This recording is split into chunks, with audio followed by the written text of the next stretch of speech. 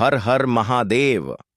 दोस्तों, 8 जनवरी 2026 माघ गुरुवार षष्ठी तिथि के दिन तुलसी की सूखी लकड़ी से कर लेना यह एक महा उपाय होगी। हर मनोकामना पूरी मिलेगी, सभी दोषों से मुक्ति, इतना धन आएगा कि संभाले नहीं संभलेगा।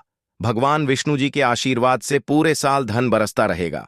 दोस्तों, जैसा कि आप सभी लोग जानते हैं कि 8 जनवरी 2026 को माघ गुरुवार षष्ठी तिथि पड़ रहा है। इसीलिए यह दिन बहुत ही खास है, क्योंकि देखिए दोस्तों, गुरुजी ने कहा है कि जब भी माघ गुरुवार षष्ठी तिथि पड़े तो आपको सिर्फ और सिर्फ तुलसी की सूखी लकड़ी वाला उपाय करना चाहिए। यह उपाय इतना खास है कि अगर आपने सही मुहूर्त पर सही क्रिया अनुसार तुलसी की सूखी लकड़ी वाला उपाय किया तो आपको बहुत ही शुभ फल प्राप्त होंगे। लकड़ी वाला उपाय कर लिया, जो प्राचीन काल के समय का महाउपाय है, तो मान के चलिए दोस्तों, भगवान विष्णु जी के आशीर्वाद से आपके जीवन का कितना ही बड़ा दुख हो, उससे आपको मुक्ति मिल जाएगी। आपकी कोई भी मनोकामना हो, मान लीजिए आप नौकरी की तैयारी कर रहे थे, आपकी नौकरी लग जाएगी, आपका बंद पड़ा व्यापार चल पड़ेगा, जिस बीमारी से आप बहुत दिनों से परेशान थे, उस बीमारी से आपको मुक्ति मिल जाएगी। आपके जीवन में धन आना शुरू हो जाएगा, आपके जीवन में धन आने के सारे रास्ते खुल जाएंगे, और मान के चलिए दोस्तों, फिर आपको किसी भी प्रकार की परेशानी का सामना नहीं करना पड़ेगा। इसीलिए दोस्तों, इस दिन आप लोगों को इस वाले उपाय को जरूर कर लेना है। भले ही आपने पूरे साल भर इस उपाय को ना किया हो, पर अगर आपने इस माघ गुरुवार षष्ठी तिथि के दिन अगर इस वाले उपाय को कर लिया तो आपको इस उपाय को करने का वह फल मिलेगा जिसकी आपने कभी कल्पना भी नहीं करी होगी। इसीलिए आप लोग इस तुलसी की सूखी लकड़ी वाले उपाय को एक बार जरूर कर लेना, ताकि आप लोगों के हाथ से यह मौका ना जा सके और आपको इस उपाय को करने का फल मिल सके। दोस्तों, यह उपाय पंडित जी ने अपनी अभी की ही शिव महापुराण की कथा में बताया है, जो इस उपाय को आज हम आपको बहुत अच्छे से समझाने वाले हैं। इस वीडियो को देखने के बाद इस उपाय को समझने के लिए आपको कोई और वीडियो को देखने की जरूरत नहीं पड़ेगी। तो चलिए दोस्तों, उपाय को शुरू करते हैं। उससे पहले हे भगवान विष्णु, आपके इस वीडियो को जो भी लाइक और चैनल को सब्सक्राइब करें, उसके जीवन में कभी दुख दर्द मत आने देना। साथ ही साथ कमेंट बॉक्स में 5 जय श्री हरि जरूर लिखें, ताकि भगवान विष्णु जी की कृपा आप सभी को प्राप्त हो सके। इसी के साथ मैं आप सभी को बता दूं कि आप लोग वीडियो को पूरा नहीं देखते हो, काट काट कर देखते हो और गलत गलत उपाय को कर लेते हो, तो आपसे निवेदन है कि वीडियो को पूरा जरूर देखें। देखिए दोस्तों, यह माघ गुरुवार षष्ठी तिथि का दिन यह इतना खास होता है, इतना महत्वपूर्ण होता है। देखा गया है कभी कभी बड़े बड़े पूजा पाठ अनुष्ठान से जो मनोकामना पूर्ण नहीं होते, वह माघ गुरुवार षष्ठी तिथि के दिन एक छोटे से उपाय करने से ही आपकी मनोकामना पूर्ण हो जाती है। और बहुत सारे लोगों ने इस उपाय को किया भी है और उनको इस उपाय को करने का फल भी जरूर मिला है। अगर आप लोग भी इस उपाय को करना चाहते हैं तो आप इस उपाय को पहले अच्छे से समझ लेना, सुन लेना, उसके बाद करना। आपको इस उपाय का फल जरूर मिलेगा और इस उपाय को कर लेने से आपके घर में चाहे किसी भी प्रकार की दुख और समस्या क्यों ना चल रही हो, आपको उसका कारण भी नहीं पता है कि भाई यह समस्या किस कारण से चल रही है। उसका कुछ भी कारण हो सकता है, जैसे पितृदोष हो सकता है या किसी भी तरह का मंगल दोष भी हो सकता है। तो इस दिन आप लोगों को यह वाला उपाय कर लेना है। यह एक ऐसा उपाय है जिस उपाय को अगर किसी विशेष दिन पर किया जाए तो भाई उस विशेष दिन का जो है वह तो हमें मिलता ही मिलता है। पर हमने उस दिन पर इस तुलसी की सूखी लकड़ी वाले उपाय को किया है तो हमें उससे भी बड़ा फल मिलता है, और फल बहुत जल्दी मिलता है, क्योंकि आप इस उपाय को बहुत ही बड़े और विशेष दिन पर कर रहे हो। तो चलिए अब उपाय के बारे में बात करते हैं, लेकिन उससे पहले आप लोगों को यह जानना आवश्यक है कि आखिर यह उपाय किस समय करना है, किसको करना है और कैसे करना है। तो चलिए हम आगे आपको वीडियो में एक एक करके बता देते हैं। तो दोस्तों, इस तुलसी की सूखी लकड़ी वाले उपाय को हमें इस माघ गुरुवार षष्ठी तिथि के दिन कैसे करना है, किसको करना है, किस समय करना है और कहां पर करना है, ये सारे सवालों के जवाब आपको इस वीडियो में मिल जाएंगे। और जो ये वीडियो देखेगा भाई, उसको तुलसी की सूखी लकड़ी वाला उपाय जरूर करना चाहिए, क्योंकि इस दिन शत्रुओं और किसी भी दोष, किसी भी बीमारी से मुक्ति पाने के लिए तुलसी की सूखी लकड़ी का बहुत ही बड़ा और विशेष महत्व होता है। और जब बात आ जाए तुलसी की सूखी लकड़ी की, तो यह सोने पर सुहागा वाली बात हो जाती है और यह एक बहुत ही बड़ा उपाय हो जाता है। अब दोस्तों, इस तुलसी की सूखी लकड़ी वाले उपाय को आखिर करना किसको है? सबसे पहले हम लोग वह बात जान लेते हैं। तो देखो, घर की जो बड़ी माताएं बहनें होती हैं, उन माताओं बहनों में से कोई भी एक बड़ी माता बहन इस वाले उपाय को कर सकती है।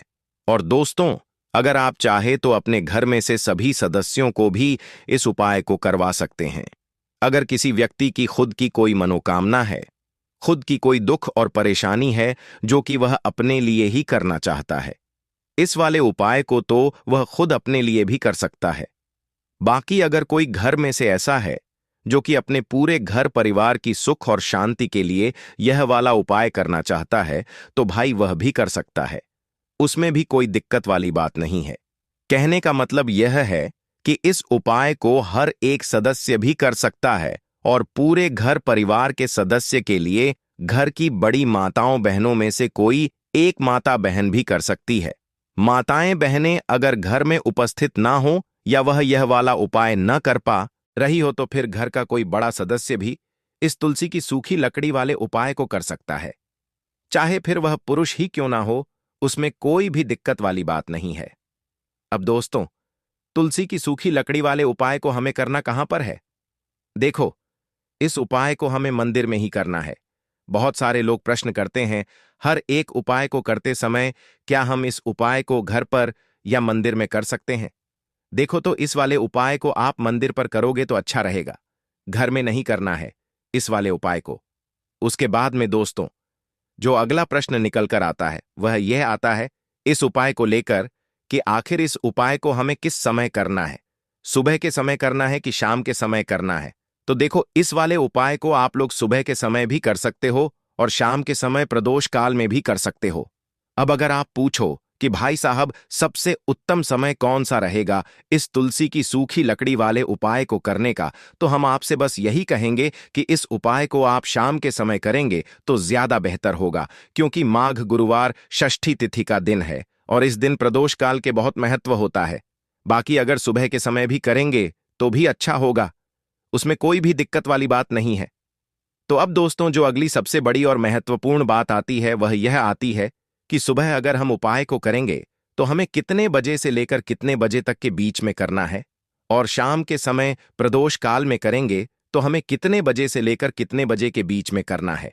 तो देखो, सुबह जितनी जल्दी हो सके आप उपाय को करने की कोशिश करना। बाकी अगर किसी कारणवश लेट भी हो जाओ, थोड़ी देर भी हो जाए तो देखो, सुबह जितनी जल्दी हो सके आप उपाय को करने की कोशिश करना। बाकी अगर किसी कारणवश लेट भी हो जाओ, थोड़ी देर भी हो जाए, तो 10 या 11 बजे तक भी आप उपाय कर लेना, पर 12 बजे से ज्यादा देरी ना हो, ठीक है? इस बात का ध्यान रखना। उसके बाद में दोस्तों, अगर शाम के समय प्रदोष काल की बात करें, प्रदोष काल का जो समय है होता वह शाम के 6 बजे से शुरू हो जाता है। मतलब शाम के 6 बजे से लेकर 7 बजे के बीच का जो समय होता है, यह समय प्रदोष काल का समय होता है। इस उपाय को 7 बजे या 8 बजे के बीच में भी कर सकते हैं मतलब शाम के 6 बजे से रात 8 बजे के बीच में आप कभी भी इस वाले उपाय को कर सकते हो, उसमें कोई भी दिक्कत वाली बात नहीं है। परंतु 8 जनवरी माघ गुरुवार षष्ठी तिथि के दिन कोशिश करना कि समय के अंतर्गत ही कर लो। किसी कारणवश ना कर पाओ तो थोड़ा देरी से भी कर सकते हो। तो चलिए, अब हम अपने सबसे पहले उपाय की बात कर लेते हैं। तो गुरुवार का दिन कितना पवित्र माना गया है यह तो हर कोई जानता है, लेकिन जब गुरुवार का दिन आता है और आप उस दिन कुछ विशेष उपाय करते हैं, तो मान लीजिए कि जीवन के सबसे कठिन रास्ते भी आपके लिए सरल हो जाते हैं। इंसान चाहे कितनी भी मेहनत क्यों ना करे, कभी कभी भाग्य उसका साथ नहीं देता। घर में अशांति बनी रहती है, धन आता है लेकिन टिकता नहीं, मेहनत होती है लेकिन परिणाम उम्मीद के अनुसार नहीं मिलते। कई बार जीवन में ऐसा लगता है कि सब कुछ रुक गया है, जैसे कोई अदृश्य शक्ति आपकी प्रगति को रोक रही है। ऐसे में गुरुवार का यह उपाय आपके जीवन का सबसे बड़ा सहारा बन सकता है। गुरुवार का दिन भगवान शिव को भी प्रिय है और भगवान श्री हरि विष्णु को भी, और जब यह दोनों देवता एक साथ प्रसन्न हो जाएं, तो मान लीजिए कि आपके जीवन की कोई भी मनोकामना अधूरी नहीं रह सकती। अब जरा सोचिए, सुबह का समय है। सूरज की किरणें धीरे धीरे आकाश को प्रकाशित कर रही हैं। आप स्नान करके अपने घर के मंदिर के सामने खड़े हैं। वहां श्री हरि विष्णु की प्रतिमा या चित्र है। आप अपने हाथों में तुलसी के 5 हरे हरे पत्ते लिए खड़े हैं। जैसे ही आप इन तुलसी पत्तों को भगवान विष्णु को अर्पित करते हैं, वैसे ही आपका मन हल्का हो जाता है। तुलसी माता का हर पत्ता मानो आपके जीवन की एक एक रुकावट को दूर करने का वचन दे रहा हो। फिर आप एक देसी घी का दीपक जलाते हैं। दीपक की लौ जब स्थिर होकर जलती है तो वह केवल अंधकार को ही दूर नहीं करती, बल्कि आपके मन एक के भीतर जो निराशा का अंधेरा जमा हुआ है उसे भी समाप्त करती है। अब आपको केवल एक ही मंत्र का जाप करना है। एयूएम नमो भगवते वासुदेवाय नमः। यह मंत्र 11 बार बोलना है और हर बार जब आप यह मंत्र उच्चारण करते हैं तो मान लीजिए कि आपकी आत्मा सीधा भगवान से जुड़ रही है। उस क्षण आपको केवल अपनी मनोकामना कहनी है। किसी को विवाह में अड़चन है, किसी को संतान का सुख नहीं मिल रहा है, कोई आर्थिक तंगी से परेशान है, कोई अपने जीवन से गरीबी को दूर करना चाहता है, कोई चाहता है कि उसका धन सुरक्षित रहे और फिजूल खर्च बंद हो जाए। तो जो भी आपकी इच्छा है वह आपको उस दीपक और तुलसी के पत्तों के माध्यम से भगवान विष्णु से कहनी है। मान्यता है कि गुरुवार के दिन जब व्यक्ति ऐसा करता है तो भगवान विष्णु स्वयं उसकी प्रार्थना सुनते हैं। यह केवल एक धार्मिक प्रक्रिया नहीं होती, बल्कि यह एक आध्यात्मिक जुड़ाव होता है जब इंसान अपने ईश्वर से सीधे संवाद करता है। अब जरा यह सोचकर देखिए कि जब आप यह उपाय करते हैं तो आपके घर का वातावरण भी कैसे बदलता है। जहां पहले चिंता और तनाव की लहरें फैली रहती थीं, वहां धीरे धीरे शांति और सकारात्मकता का प्रवाह होने लगता है।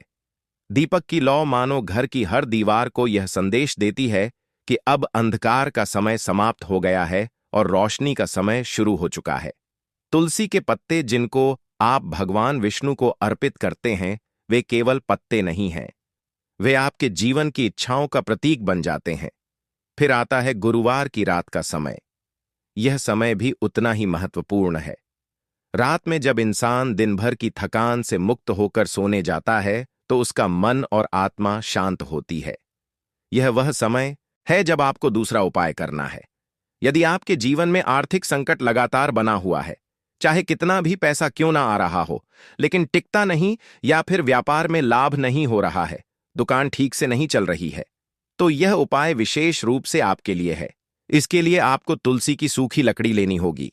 अगर आपके घर में तुलसी का पुराना पौधा है तो उसकी सूखी डंडी इस उपाय के लिए उत्तम होती है। आप एक मिट्टी का दीपक लीजिए, और यदि आपके पास आटे का दीपक बनाने की क्षमता है तो वह और भी श्रेष्ठ है, क्योंकि आटे का दीपक अपने आप में बहुत पवित्र माना जाता है। अब उसमें शुद्ध घी डालें।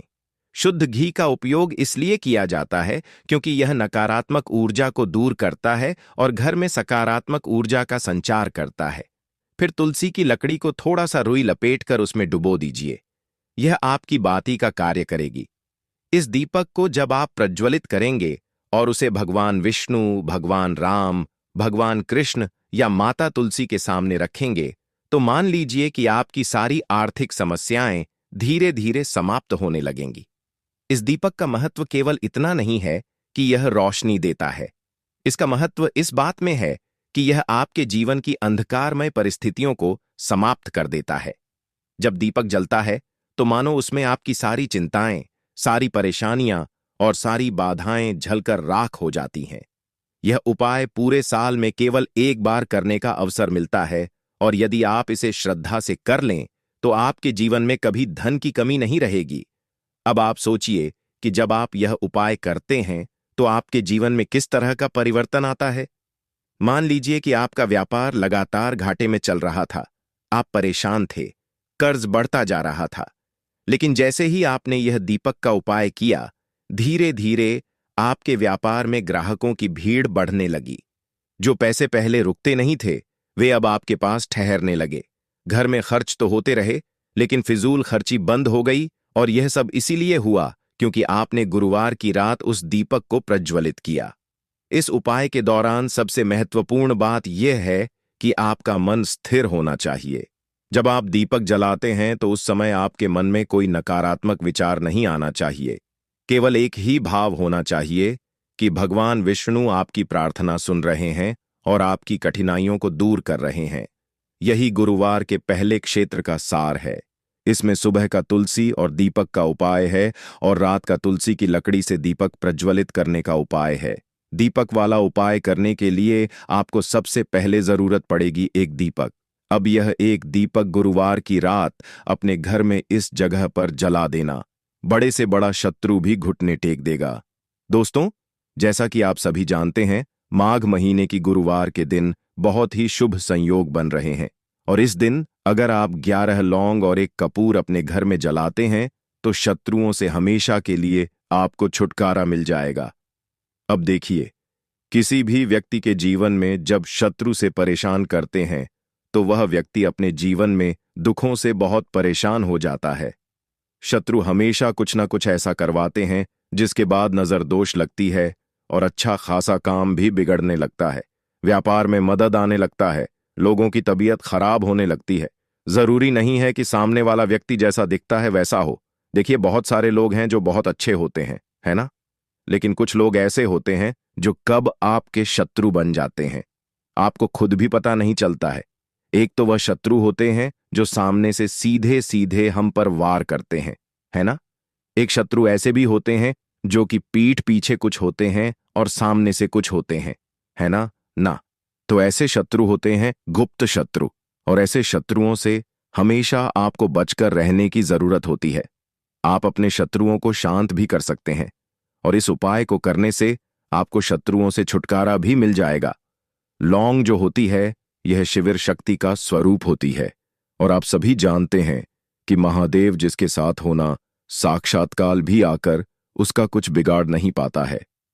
अच्छा, गुरुवार का जो दिन होता है यह इतना उत्तम होता है कि आप इस दिन अपने पितरों को प्रसन्न कर सकते हैं, धन प्राप्ति के लिए उपाय कर सकते हैं और शत्रुओं से भी छुटकारा पा लेते हैं। जब 11 लौंग का उपाय और एक कपूर का उपाय अपने घर पर करते हैं तो बात कर लेते हैं सबसे पहले उपाय की, जो कि पितरों को प्रसन्न करने के लिए है। देखिए, पित्त जब किसी से नाराज हो जाते हैं ना, तो उस व्यक्ति के जीवन में बीमारियां, दुख, धन की समस्याएं लगातार बढ़ती हैं। तो कोशिश करें कि हमेशा अमावस के दिन आप अपने पितरों को प्रसन्न करने के लिए उपाय करें। अच्छा, पितृदोष अगर घर में जरा सा भी होता है ना, तो सबसे ज्यादा कष्ट जो आता है वह बच्चों के जीवन पर आता है। बच्चों का मन पढ़ाई में नहीं लगता है, उन्हें आसानी से जीवन में सफलता नहीं मिलती है। बहुत सारे लोगों के यहाँ संतान को लेकर बहुत समस्याएं होती हैं कि संतान नहीं हो रही है ना? तो पितरों को प्रसन्न करने के लिए आपको इस दिन क्या करना है कि सूर्य भगवान को अर्घ देना है। तो थोड़ा सा तांबे का लोटा अगर हो तो तांबे के लोटे में जल भर लें, वरना किसी भी लोटे में आप जल लें। उसके अंदर आपको क्या करना है, थोड़े से अक्षत के दाने डालने हैं, थोड़े से चावल के दाने, थोड़ी सी किसरी डाल लें। अगर लाल फूल है तो लाल फूल डाल लें और सूर्य भगवान को अर्घ दें। अगर भी आप जल चढ़ा देते हैं, अर्घ दे देते हैं, तब भी आपके घर से पितृदोष दूर होता है। तो जब भी आप गुरुवार के दिन सूर्य भगवान को अर्घ देते हैं, इससे आपके पितृ प्रसन्न होते हैं। साथ ही साथ अगर आप कर सकते हैं तो पीपल का जो पेड़ होता है, इसमें भी हमारे पितरों का वास माना जाता है। तो आपको क्या करना है कि एक लोटे में या किसी भी बर्तन में आपको जल लेना है। उसमें थोड़े से आपको काले तिल के दाने डालने हैं, काला तिल डालना है। साथ ही साथ आपको क्या करना है, थोड़े से मिश्री के दाने डालने हैं। गुड़ भी आप यहां पर डाल सकते हैं। अब यह मीठा जल आपको पीपल के पेड़ में चढ़ाना है। आपके घर के आसपास जहां भी पीपल का पेड़ हो, आप गुरुवार के दिन सुबह के समय में पीपल की जड़ में यह मीठा जल चढ़ाएं और अपने पितरों से क्षमा याचना करें। साथ ही साथ दीपक अगर आप लगा सकते हैं तो पीपल के पेड़ के नीचे आपको दीपक जरूर से गुरुवार के दिन शाम के समय में लगाना चाहिए। पिता आपके हमेशा प्रसन्न रहेंगे और कभी भी पितृदोष की वजह से घर में कोई दुख और कष्ट नहीं आएगा। तो बहुत ही उत्तम सा यह उपाय है जो कि पितरों को प्रसन्न करने के लिए है और जीवन के दुख कष्ट जो हैं वह बहुत जल्दी दूर होते हैं जब आप हमेशा अपने पितरों को प्रसन्न रखते हैं। तो चलिए अब बात कर लेते हैं 11 लौंग और 1 कपूर घर में किस जगह पर जलाना है और इस उपाय को करने से कैसे आप अपने शत्रुओं से छुटकारा पा सकते हैं। शत्रु कभी आपको परेशान नहीं करेंगे। शत्रु चाहे कैसे भी हो, सामने से कोई व्यक्ति शत्रु है या गुप्त शत्रु है, हर प्रकार के शत्रु जो है यह शांत हो जाएंगे और चाहकर भी आपका कुछ बिगाड़ नहीं पाएंगे। तो देखिए, उपाय को करने के लिए आपको 11 साबुत लौंग लेनी है। एक भी लौंग खंडित ना हो, टूटी हुई ना हो। एक छोटा सा कपूर का टुकड़ा लेना है, जिसे कि कपूर की टिकियां भी बोलते हैं। एक कोई भी यहां पर मिट्टी का दीपक ले लें या पीतल का बर्तन ले लें। उसके अंदर 11 लौंग रखेंगे, एक कपूर रखेंगे, थोड़ा सा देसी घी इसके ऊपर से आप डाल देंगे। अब यह आपको गुरुवार के दिन रात के समय में, ठीक है ना, जब सूर्य अस्त हो जाता है, उसके बाद किसी भी समय आपको अपने घर में जलाना है और इसका धुआं पूरे घर में अच्छे से दिखाना है। जितने भी कमरे हैं, जितने भी रूमर्स हैं, बरामदा, आंगन, ठीक है ना, बालकनी, जो भी आपके घर में है, सभी जगह पर आपको इसका धुआं अच्छे से दिखाना है और साथ ही साथ आपको महादेव का ध्यान जरूर करना है।